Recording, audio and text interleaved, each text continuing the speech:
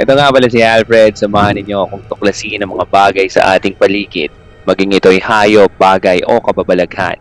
Gamitin ang malawak na pag-iisip at kaalaman upang alamin kung ang mga ito'y totoo o katang-isip lamang. Pero bago ang lahat, paki-like and share ang ating page at paki-click na rin ang subscribe button para sa iba pang mga istorya. Halika, sumama ka sa akin at tuklasin ang mundo. Madalas nating naririnig ang mga salitang ito sa mga matatanda. Isa rin ito sa mga pananakot nila upang tayo matulog ng maaga. Ang aswang. Masasabi ko na isa ito sa mga pinaka-popular na karakter sa ating mga alamat at maging sa mga pelikula.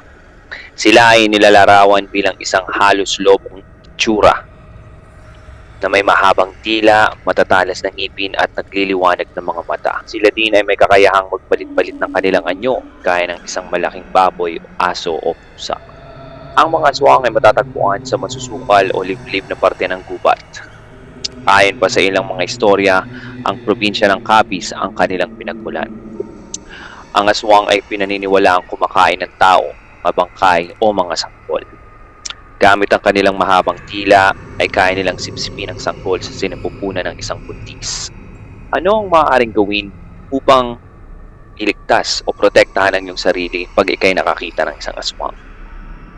Pwede kang gumamit ng bawang, buntot ng pagi, asin o anumang reliyosong kasangkapan gaya ng benditadong tubig upang itaboy sila. Sa ngayon, ay nananatiling isang alamat ang kwentong ito. Sa kabila ng makabagong teknolohiya ay hirap pa ring makakuha ng konkretong ebidensya na magpapatunay sa kanilang eksistensya.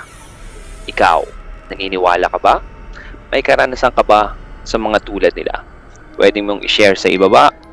Again, ito ay si Alfred. Salamat sa oras at samahan niyong muli ako sa susunod pang mga video. See you again, guys.